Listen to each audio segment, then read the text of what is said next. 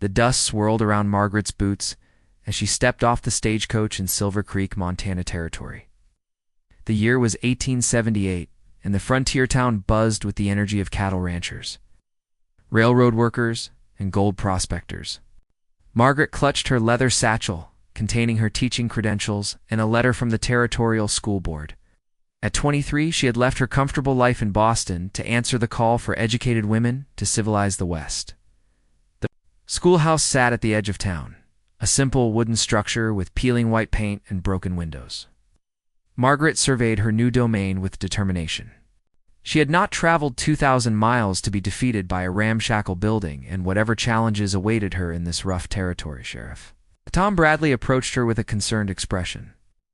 He was a weathered man in his 40s, with kind eyes that had seen too much violence. His badge caught the afternoon sunlight as he tipped his hat respectfully. "Miss Margaret, welcome to Silver Creek. I'm Sheriff Bradley. The mayor asked me to escort you to your lodgings and warn you about certain complications in your teaching position." Margaret raised an eyebrow.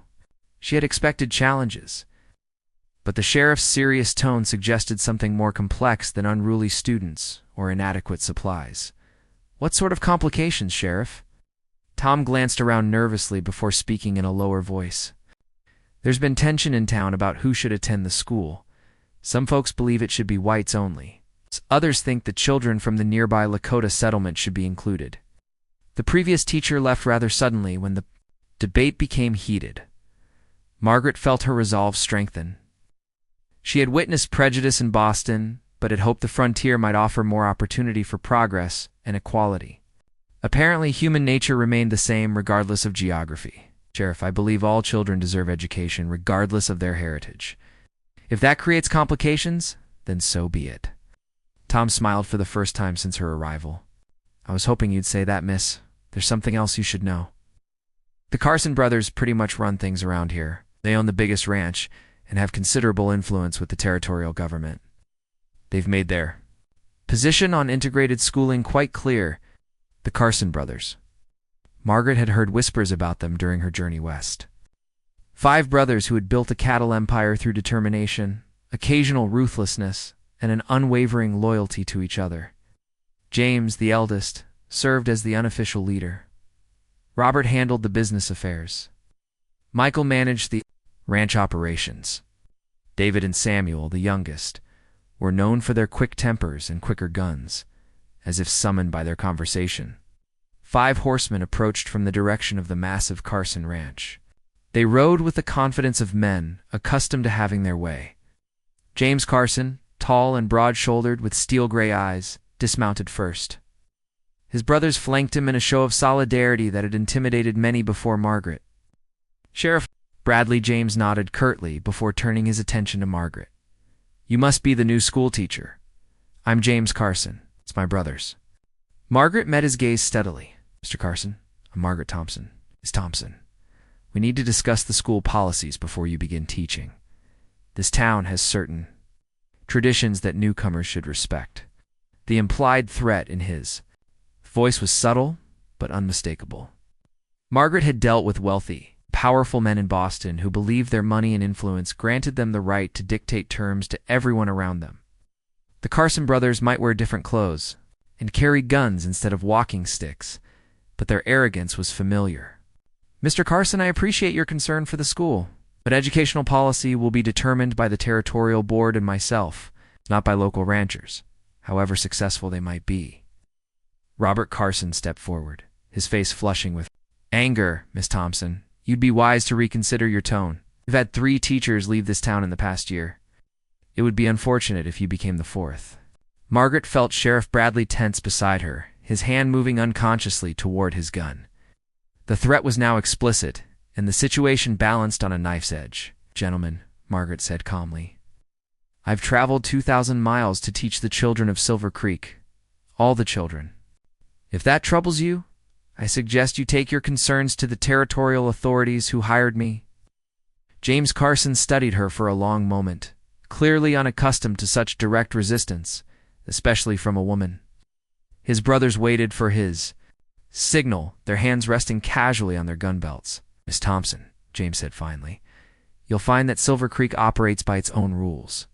The territorial authorities are very far away, and what happens here tends to stay here. I strongly advise you to consider the welfare of these children you claim to care about. Sometimes good intentions lead to tragic consequences. With that ominous warning, the 5 brothers mounted their horses and rode away. Leaving a cloud of dust and tension in their wake, Sheriff Bradley exhaled slowly. Miss Margaret, you've got more courage than sense. The Carson brothers don't make idle threats. Margaret watched the retreating figures with a mixture of fear and determination.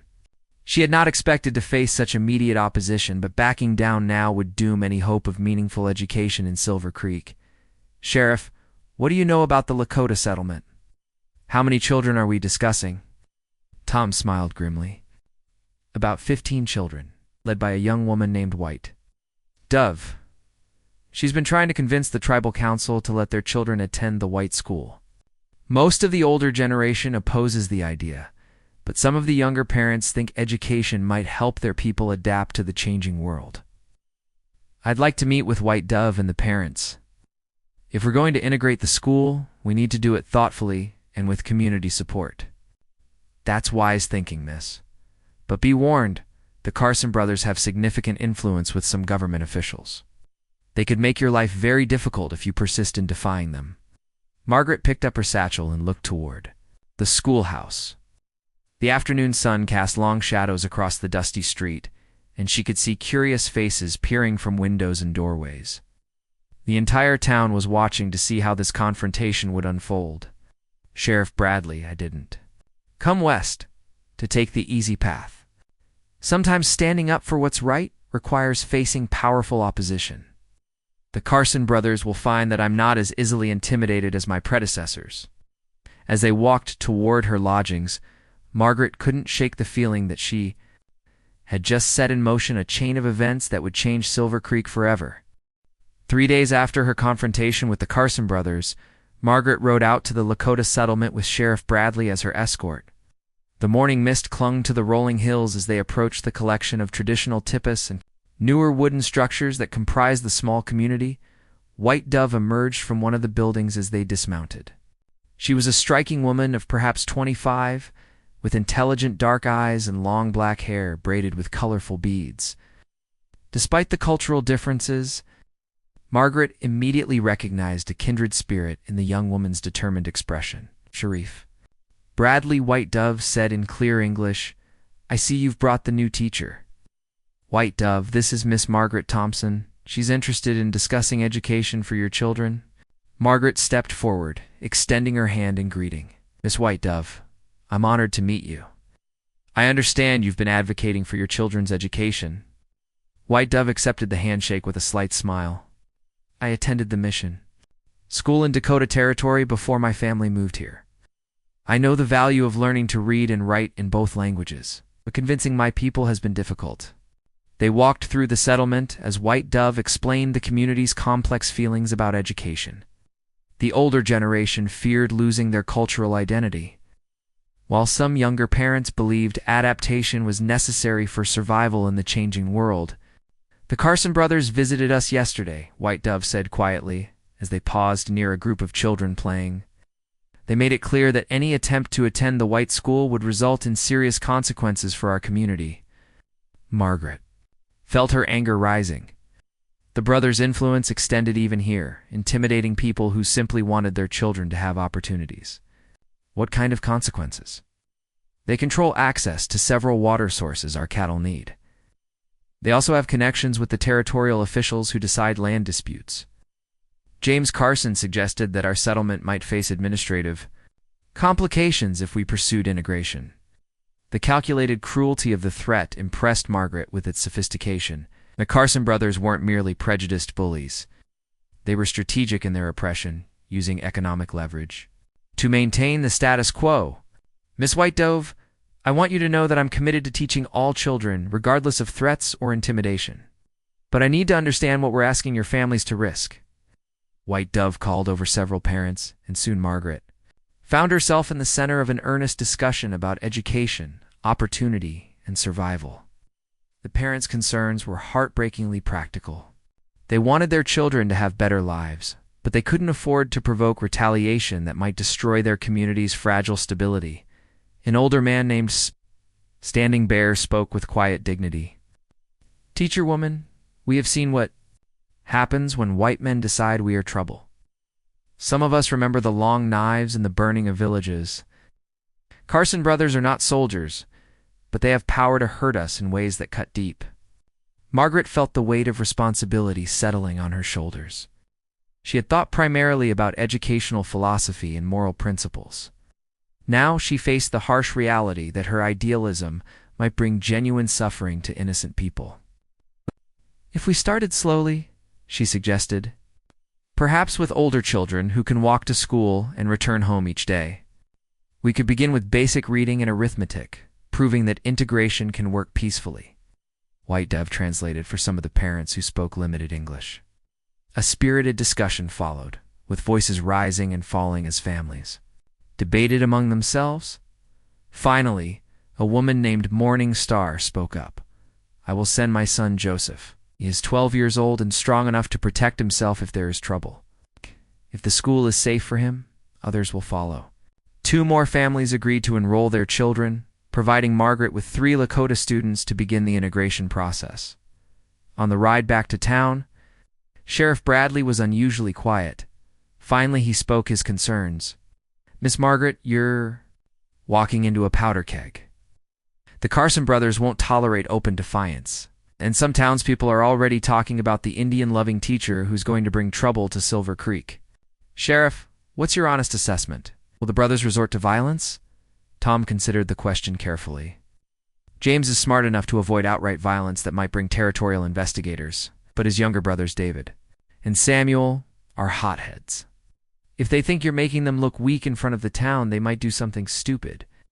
That afternoon, Margaret cleaned and organized the schoolhouse, preparing for her first day of classes.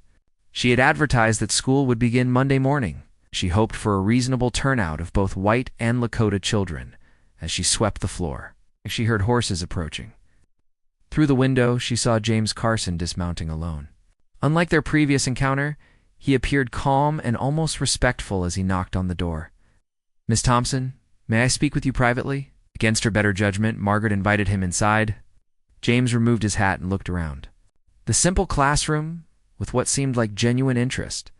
"This takes me back," he said unexpectedly. "My mother taught me to read in a room not much different from this. She always said education was the greatest gift she could give us boys." The personal revelation surprised Margaret. She had expected threats or ultimatums, not childhood memories. "Your mother sounds like a wise woman." James nodded, his expression softening. "She died when Samuel was just 10. Pneumonia took her in 2 days. After that, it was just the 5 of us against the world." Margaret began to understand something about the Carson brothers' fierce loyalty to each other. They had built their empire, not just from ambition, but from the necessity of survival after losing their anchor. "Mr. Carson, why are you telling me this?" James met her eyes directly. "Because I want you to understand that everything we've built came from protecting each other and maintaining respect in this territory. When you challenge our authority publicly, you're threatening the foundation of everything we've worked for. And when you threaten families who simply want their children educated, you're threatening the foundation of everything I believe in." They stood in silence for a moment, 2 strong-willed people who had reached an impasse. "Miss Thompson," James said. "Finally, I'm going to make you an offer. Teach the white children. Do it well, and you'll have our support and protection. But abandon this integration idea. It will only bring trouble to everyone involved, including those Lakota families you think you're helping." Margaret felt a moment of temptation. Accepting his offer would mean security, community support, the ability to make a real difference in many children's lives. But it would also mean abandoning her principles and betraying the trust of families like White Doves. "Mr. Carson, I appreciate your offer, but I can't accept it. Monday morning, this school will open to all children in Silver Creek, regardless of their heritage." James studied her face for a long moment, then placed his hat back on his head. "Miss Thompson, you're a remarkable woman, but you're making a serious mistake. I hope you don't come to regret it." After he left, Margaret sat alone in the empty schoolhouse, wondering if she had just sealed her fate. Monday morning arrived with unseasonable warmth for early October. Margaret stood at the schoolhouse door watching as families approached from both directions. From town came 8 white children with their parents, while from the settlement, trail. She could see White Dove walking with the 3 Lakota children who had been brave enough to enroll. The tension was immediate and palpable. The white parents clustered together, whispering nervously as they watched the approaching Lakota group. Some children stared with open curiosity, while others pressed closer to their parents in apparent fear. Margaret stepped forward to address both groups simultaneously. "Good morning, everyone. I'm Miss Thompson, and I'm honored to be your teacher. Today begins our journey of learning together, and I want everyone to feel welcome in our classroom." Mrs. Henderson, the banker's wife, spoke up with barely concealed hostility. "Miss Thompson, we were told this would be a proper school for our children. We weren't informed about this... arrangement. Mrs. Henderson, this is a proper school for all children. Education benefits everyone in our community." Joseph, the 12-year-old, son of Morning Star, stood quietly beside White Dove. He wore clean clothes and carried a slate tablet, obviously prepared for learning. The other 2 Lakota children, a girl named Little Bird and a boy called Running Wolf, stayed close to their older companion. Mr. Peterson, whose son Tommy was among the white students, stepped forward aggressively. "Miss Thompson, we pay taxes. To support this school, we didn't agree to have it used for some social experiment with savages." The ugly word hung in the air like a challenge. Margaret felt her temper flare, but White Dove's calm dignity reminded her to respond with wisdom rather than emotion. "Mr. Peterson, these children are not savages. They are young people eager to learn, just like your son. I suggest we focus on education rather than prejudice." The confrontation might have escalated, but Sheriff Bradley's arrival changed the atmosphere. He positioned himself where he could watch all the adults while maintaining a neutral expression. "Morning, folks. Just wanted to make sure everyone gets off to a good start today." Margaret seized the moment to move everyone inside. "Children, please find seats wherever you're comfortable. Parents, you're welcome to observe for a few minutes before leaving your children in my care." The seating arrangement became an immediate test. The white children clustered on one side of the room, while the 3 Lakota children sat together on the other side. Margaret pretended not to notice the segregation, focusing instead on making everyone feel included. Let's begin by having everyone introduce themselves and share one thing they hope to learn this year. Tommy Peterson, emboldened by his father's earlier hostility, spoke loudly when his turn came. "I want to learn to read better so I can help Pa with the store, and I want to know why we have to sit with Indians." Before Margaret could respond, Joseph stood up with quiet dignity. "My name is Joseph, and I want to learn to read English books so I can help my people understand the changing world." "And Tommy Peterson, we are Lakota, not Indians. Indians live in India." Several adults chuckled despite themselves at the boy's correction. And Margaret felt a spark of hope that perhaps this integration might work. The morning progressed reasonably well. The children were naturally curious about each other, and when focused on lessons rather than differences, they began to relax. Little Bird proved especially gifted at arithmetic, while Running Wolf showed talent for drawing letters on his slate. During recess, Margaret watched through the window as the children naturally segregated themselves into 2 groups. Noticed Tommy Peterson edging closer to where Joseph was demonstrating how to make a whistle from a willow branch. The peaceful morning ended abruptly when the Carson brothers arrived just before lunch. All 5 of them dismounted and strode toward the schoolhouse with obvious purpose. Margaret felt her stomach tighten as she recognized the signs of an orchestrated confrontation. James Carson entered first, his brothers forming an intimidating semicircle behind him. The children fell silent, sensing the adults' tension. "Miss Thompson," James said in a voice loud enough for everyone to hear, "we've come to discuss the future of education in Silver Creek." Margaret positioned herself between the children and the brothers, her heart pounding but her voice steady. "Mr. Carson, this is a classroom, not a meeting hall. If you have concerns, please discuss them with me after school hours." Robert Carson stepped forward, his face flushed with anger. "We tried talking to you privately, teacher. Since you wouldn't listen to reason, we're making our position public." The youngest brother, Samuel, pointed directly at the Lakota children. "Those don't belong in a white school. This ends today." Joseph stood up slowly, his young face showing remarkable courage in the face of adult hostility. "We have the same right to learn as any child." David Carson's hand moved toward his gun. "Boy, you'd better watch your mouth when talking to your betters." The threat against a 12-year-old child crystallized everything for Margaret. In that moment, she realized that some battles were worth any personal cost. "Mr. Carson," she said, her voice carrying across the silent room, "if you draw that weapon against a child in my classroom, I will personally ensure that every newspaper between here and Washington knows about Carson brothers threatening children." James Carson studied her face, recognizing the steel in her words. He had underestimated this Boston teacher, thinking she would crumble under pressure like her predecessors. "Miss Thompson, you're making a serious mistake. This community won't tolerate your radical ideas much longer. The only mistake, Mr. Carson, is allowing intimidation to replace education. These children deserve better than the hatred you're teaching." Michael Carson, who had remained silent until now, spoke with quiet menace. "Teacher, accidents happen on the frontier. People get lost in blizzards. Schoolhouses sometimes catch fire. You might want to consider how dangerous this territory can be for someone without local support." The threat was unmistakable, and several white parents shifted uncomfortably.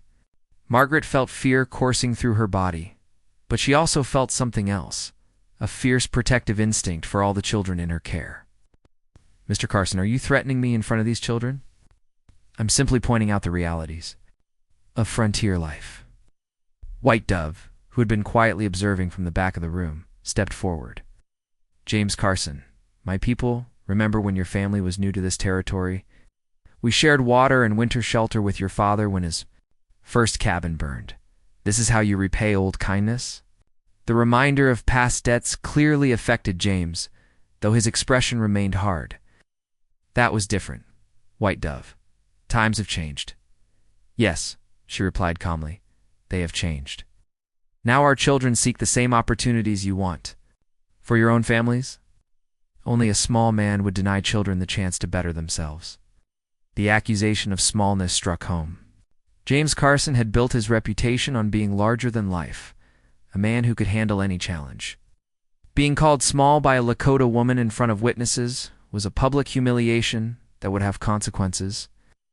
"White Dove," he said through gritted teeth, "you and your people would be wise to remember who holds power in this territory." Margaret stepped between them, her fear transformed into protective fury. "Mr. Carson, you've made your position clear. Now please leave my classroom so we can return to the business of education." The five brothers exchanged glances, and Margaret could see them making a wordless decision. James nodded almost imperceptibly to his siblings. "Miss Thompson," James said with ominous calm, "school is dismissed for today. We'll see how committed you are to this foolish crusade after you've had time to think about the consequences." As they filed out, Samuel turned back with a cruel smile. "Teacher, I hope you're not planning any evening walks. Frontier can be dangerous for a woman alone." That evening, Margaret sat in her small boarding room, grading the few arithmetic lessons she had managed to collect before the Carson brothers' disruption. Despite their threats, she was determined to continue teaching the next day. The oil lamp flickered as she worked, casting dancing shadows on the simple wooden walls. A soft knock at her door interrupted her concentration. She opened it to find White Dove standing in the hallway, her face etched with concern. "Miss Thompson, may I speak with you? I bring troubling news." Margaret invited her in and poured tea from the pot she kept on her small stove. White Dove accepted the cup gratefully, but her hands trembled slightly as she spoke. "My cousin who works at the Carson Ranch heard the brothers talking tonight. They plan to make an example of someone to show the consequences of defying them." "Kind of example?" White Dove hesitated, then spoke with quiet urgency. "They intend to publicly punish someone from our community. They believe that fear will end any support for the integrated school." Margaret felt ice in her veins. "Who are they planning to target?" "They have not decided, but they spoke of teaching lessons that will be remembered for generations." The two women sat in heavy silence, understanding the gravity of the situation. The Carson brothers had escalated beyond threats to planning actual violence against innocent people. White Dove, you must warn your community. Perhaps families should take their children and leave the area temporarily? Running away would solve nothing, Miss Thompson. The Carson brothers would see it as victory, and we would lose our home here. Forever, some injustices must be faced, no matter the cost. Margaret admired the woman's courage but feared for her safety. Then what do you propose we do? We continue with school tomorrow. If they see that their threats only make us more determined, perhaps they will realize that violence will bring unwanted attention from territorial authorities. It was a dangerous gamble, but Margaret agreed. They would not surrender to intimidation, regardless of the personal risk. The next morning brought an unexpected development. Only 2 white children appeared for school, while all 3 Lakota children arrived with their parents. The white families had clearly decided that association with the integrated school was too dangerous. Margaret began the day with reading lessons, trying to maintain normalcy, despite the tension in the air. Joseph proved to be an excellent reader, helping Little Bird with difficult words, while Running Wolf practiced writing letters on his slate. Around mid-morning, Sheriff Bradley burst through the door with urgent news. Miss Margaret, you need to come with me immediately. There's been a development that changes everything. Sheriff, I can't leave the children alone. White Dove can watch them for a few minutes. This can't wait. Reluctantly, Margaret followed him outside, where she saw a crowd gathered near the general store. At the center of the commotion stood a well-dressed man in a fine suit, speaking animatedly with several townspeople. Who is that? Margaret asked. Territorial Inspector William Crawford. He arrived on the morning stage, apparently responding to complaints about civil rights violations in Silver Creek. Margaret's heart leaped. With hope? Perhaps outside intervention might resolve the crisis peacefully. Inspector Crawford was a small, precise man with intelligent eyes and a notebook in which he constantly scribbled observations. He approached Margaret with professional courtesy. Miss Thompson, I presume? I'm Inspector Crawford from the Territorial Education Department. I've received concerning reports about interference with your school operations. Inspector, I'm grateful for your interest. But who filed these reports? Crawford consulted his notebook. Multiple sources, actually. The territorial governor received letters from various parties expressing concern about both civil rights violations and community unrest. Margaret realized that her situation had attracted attention far beyond Silver Creek. Someone had been writing to territorial authorities, though she couldn't imagine who might have done so. Their conversation was interrupted by the arrival of the Carson brothers, who rode up with obvious agitation. James dismounted quickly, his face showing surprise at the inspector's presence. Inspector Crawford, welcome to Silver Creek. I'm James Carson. If you're here about our little school situation, I'm sure we can resolve any misunderstandings quickly. Crawford studied James with the careful attention of a man accustomed to dealing with local power brokers, who believed they could manipulate territorial officials. Mr. Carson, I'm here to investigate reports of intimidation and threats against both students and faculty at the Silver Creek School. These are serious federal matters that fall under territorial jurisdiction. Robert Carson stepped forward aggressively. Inspector, you don't understand the local situation. We're trying to maintain order and proper standards in our community. Hey, Mr. Carson, threatening children and teachers is not maintaining order. It's criminal behavior that violates both territorial law and federal civil rights statutes. The public rebuke clearly stunned the brothers, who were accustomed to having their version of events accepted without question by visiting officials. Samuel Carson, always the hothead, made the mistake that would change everything. Inspector, you can't come into our territory and tell us how to run our affairs. Maybe you should consider how dangerous the frontier can be for outsiders who don't understand local customs.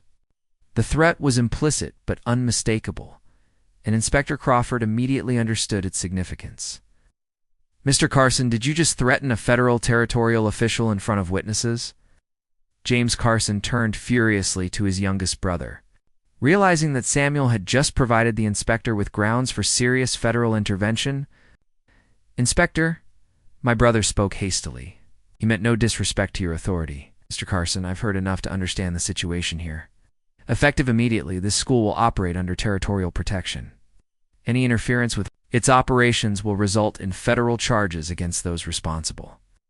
The crowd of townspeople had grown during the confrontation, and Margaret could see them absorbing the implications of the inspector's words. The Carson brothers' authority had just been publicly challenged by federal power. David Carson, sensing his family's diminished position, made a desperate attempt to salvage their reputation. "Spectre, you don't know what you're dealing with. This teacher and those Indians are trying to destroy our community's values." Crawford turned to face David directly. "Mr. Carson, education is not destruction. Integration is not revolution. The territorial government supports equal educational opportunities for all children, regardless of their heritage." White Dove approached the group, having left the children under another parent's supervision. Her presence reminded everyone of the human cost of this conflict. "Inspector Crawford," she said with quiet dignity, "our children simply want to learn to read and write. We ask for nothing more than the same opportunities offered to other families." Crawford nodded respectfully. "Miss White Dove, you and your community have every right to educational equality. Anyone who interferes with that right will answer to territorial authorities." The inspector's strong support gave Margaret hope, but she could see the rage building in the Carson brothers' faces. They had been publicly humiliated and stripped of their authority in front of the entire community. As the crowd began to disperse, James Carson approached Margaret with cold fury in his eyes. "Miss Thompson, you may have won this round, but the inspector won't be here forever. When he leaves, you'll still be living in our territory, surrounded by people who remember your defiance." Inspector Crawford overheard the exchange. "Mr. Carson, I'll be returning regularly to monitor the situation. Additionally, I'll be recommending that territorial marshals maintain a presence in Silver Creek until community tensions are resolved." The threat of permanent federal oversight clearly alarmed all five brothers, who exchanged worried glances as the day progressed. Margaret felt cautiously optimistic that the crisis might be resolving peacefully. But that evening, White Dove brought news that shattered her hopes. "Miss Thompson, the brothers are meeting with their ranch hands tonight. My cousin says they're planning something desperate to restore their authority before more officials arrive." Margaret realized that federal intervention might have made the situation more dangerous rather than safer. The next morning dawned with ominous stillness that made Margaret uneasy. Walking to the schoolhouse, she noticed fewer people on the streets, and those she encountered avoided eye contact. The entire town seemed to be holding its breath. Inspector Crawford had spent the night at the hotel and planned to observe classes before continuing his investigation. His presence provided some comfort, but Margaret couldn't shake the feeling that the Carson brothers were planning something desperate. 3 Lakota children arrived promptly. Accompanied by their parents and White Dove, the show of community support warmed Margaret's heart. Though the adults seemed more nervous than the previous day. "Good morning, everyone," Margaret began, trying to project normalcy. "Today we'll continue working on arithmetic and reading comprehension." Inspector Crawford sat quietly in the back corner, taking notes as Margaret conducted lessons. Joseph helped Little Bird with a difficult reading passage, while Running Wolf practiced writing numbers on his slate. Their enthusiasm for learning provided stark contrast to the hostility they faced from some community members. Around 10 o'clock, approaching horses interrupted the lesson. Through the window, Margaret could see not just the 5 Carson brothers, but a dozen of their ranch hands, all armed and riding with grim purpose. Inspector Crawford immediately stood up, recognizing the potentially dangerous situation developing. "Outside, Miss Thompson. Please keep the children calm. I'll handle this." But before he could reach the door, it burst open, and James Carson strode inside, his brothers and several ranch hands following. Their faces showed the desperation of men who felt their authority slipping away. "Inspector Crawford," James announced. "Loudly, we've come to demonstrate why this integration experiment is impossible in Silver Creek." Crawford positioned himself between the armed men and the children, his voice sharp with authority. "Mr. Carson, you and your men will leave this classroom immediately. You're in violation of territorial law by bringing weapons into a school." Robert Carson laughed harshly. "Inspector, your laws don't mean much when you're outnumbered 12-1. Today we're going to show everyone what happens to those who challenge Carson authority." Margaret felt terror rising in her throat as she realized the brothers had moved beyond intimidation to open defiance of federal authority. They were cornered and dangerous, willing to risk everything to maintain their position. "Children," she said as calmly as possible, "please move to the far corner." Samuel Carson pointed directly at White Dove. "No, the Indian woman stays right there. She's going to receive a lesson that her people will remember for generations." Inspector Crawford stepped forward boldly. "Mr. Carson, I'm a federal official. If you harm anyone in this room, you'll be hunted down by federal marshals and hanged. For your crimes." David Carson drew his gun, pointing it at the inspector. "Maybe we'll just say you were killed defending yourself against hostile Indians. Accidents happen on the frontier." The situation had spiraled completely out of control. Margaret realized that the brothers were prepared to commit murder to preserve their dominance, and neither she nor Inspector Crawford had the power to stop them. But then something unexpected happened. Joseph, the 12-year-old boy who had shown such courage throughout the crisis, stepped between the gunman and White Dove. "If you want to hurt her," he said with remarkable composure, "you'll have to hurt me first. And I'm just a child learning to read." His simple act of bravery shamed several of the ranch hands who began to look uncomfortable. They had signed on to intimidate troublemakers, not to threaten children. Little Bird and Running Wolf moved to stand beside Joseph, their small faces showing the same determined courage. 3 children, united across cultural lines by their shared commitment to education and justice. Margaret felt her heart breaking with pride and fear as she watched these young people display more moral courage than most adults ever managed. "Children, please step back," she said gently. "This isn't your fight." "Yes, it is, Miss Thompson," Joseph replied without taking his eyes off the gunman. "If they can hurt us for wanting to learn, then learning isn't safe for anyone." The boy's words hung in the air, and Margaret saw something shift in the faces of some ranch hands. These were men with children of their own, and threatening youngsters for the crime of seeking education clearly troubled their consciences. James Carson, sensing the wavering support of his men, stepped toward White Dove with cold determination. "Teenan, woman, you've brought this trouble to our community. It's time you paid the price. Stop." Margaret's voice rang out with unexpected authority. She moved to stand directly in front of White Dove, shielding her with her own body. "If you want to punish someone for integration, punish me. I'm the teacher who made this decision." "Miss Thompson, step aside," James commanded. "Everything that happens to these children and their families concerns me," Margaret replied firmly.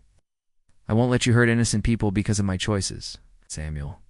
Carson raised his hand to strike Margaret. "Maybe a taste of frontier justice will teach you some sense, teacher." The blow never landed. In a move that surprised everyone, James Carson grabbed his brother's arm, stopping him mid-swing. "Samuel, no. We don't strike women, no matter how misguided they are." The intervention revealed a crack in the brothers' unity, and Margaret seized the moment. "Mr. Carson, you claim to be protecting your community's values, but what values are? You teaching these children that education is dangerous, that different people can't learn together?" Her words seemed to reach some of the ranch hands, several of whom began shifting uncomfortably and avoiding eye contact with the children. Inspector Crawford stepped forward again. "Gentlemen, you've already committed serious crimes today by threatening federal officials and children. Don't compound your troubles." Robert Carson snarled at the inspector. "Your charges don't mean anything if there are no witnesses left to testify."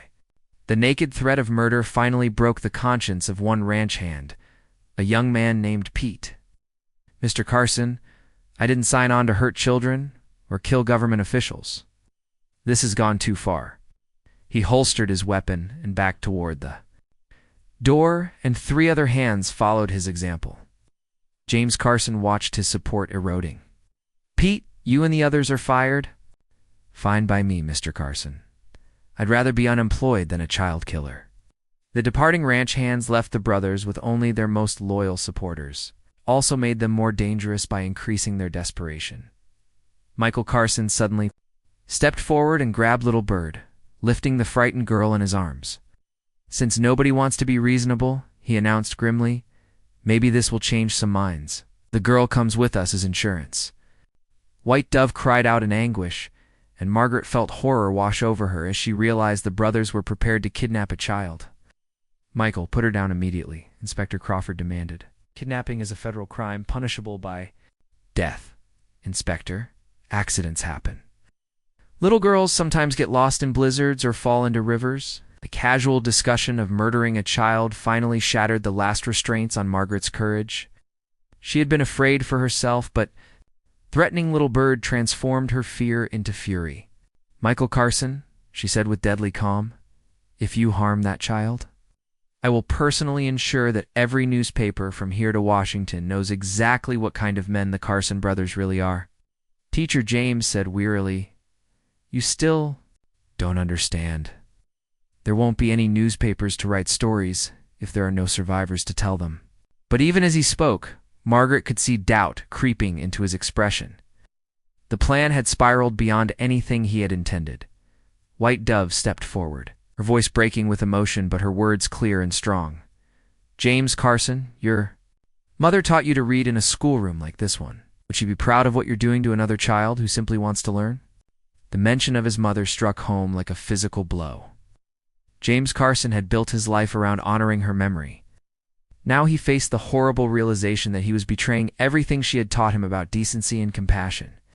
"White Dove," he said quietly, "this is different. This threatens everything we've built.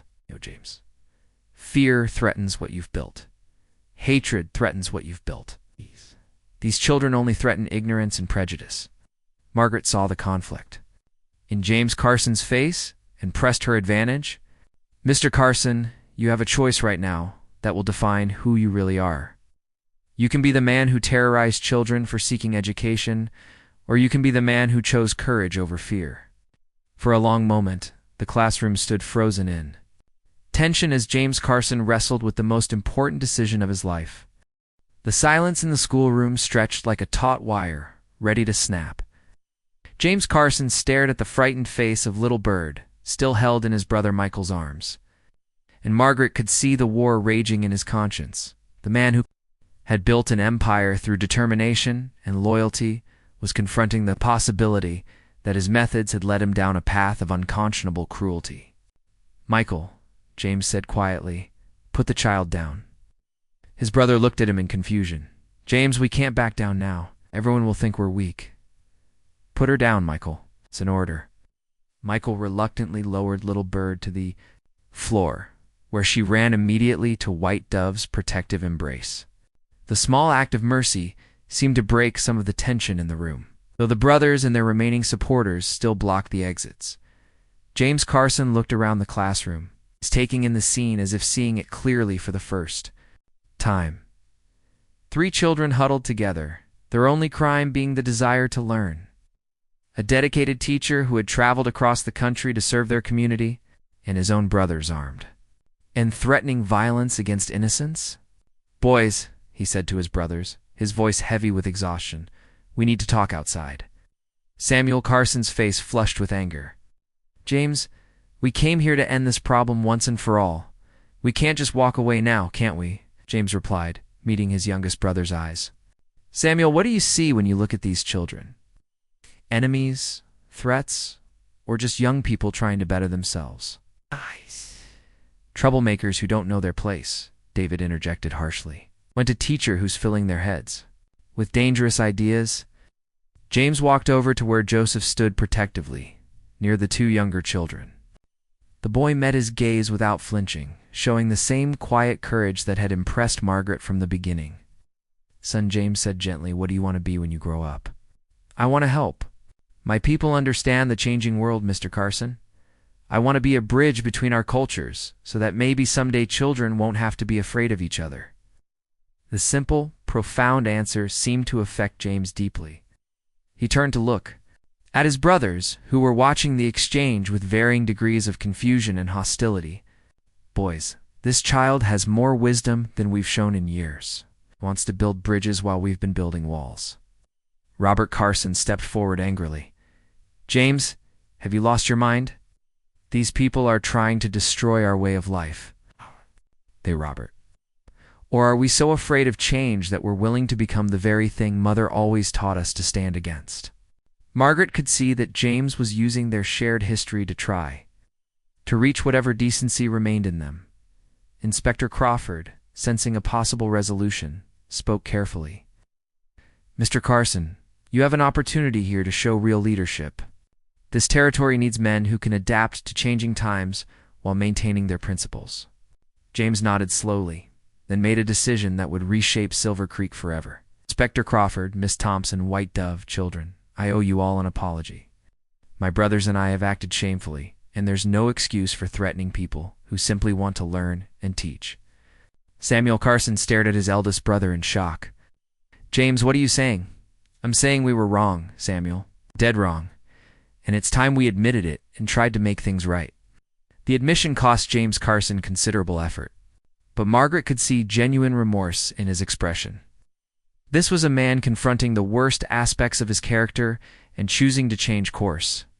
"Furthermore," James continued, "I want to publicly pledge Carson family support for the integrated school. Any family, regardless of heritage, who wants to send their children to learn will have our protection and encouragement." Was so dramatic that several people in the room struggled to process what they were hearing. David Carson looked ready to explode with rage. "James, you can't be serious. The other ranchers will think we've gone soft. Our reputation will be ruined." Us! "David, our reputation was being ruined by our actions today. I'd rather be known as a man who learned from his mistakes than as someone who terrorized children." "Michael?" Carson holstered his weapon with obvious reluctance. "James, I'll follow your lead, but I don't understand how this helps our family. Michael, helping these children succeed doesn't diminish us. It makes the whole territory stronger, which ultimately benefits everyone." Samuel Carson, the youngest and most volatile, struggled visibly with his brother's decision. "If you want to surrender to these people, that's your choice, but I won't be part of it." "Samuel," James said with deep sadness, "you're my brother, and I love you, but I won't let family loyalty excuse hurting innocent people anymore. You can either accept this change or find somewhere else to make your stand." The ultimatum clearly shocked Samuel, who had never imagined that his eldest brother might choose principle over family unity. After a long moment, he stalked toward the door, followed by David, who was equally disgusted with James's decision. "This isn't over," Samuel called back. "You'll regret choosing outsiders over your own blood." Margaret watched the family fracture with mixed emotions.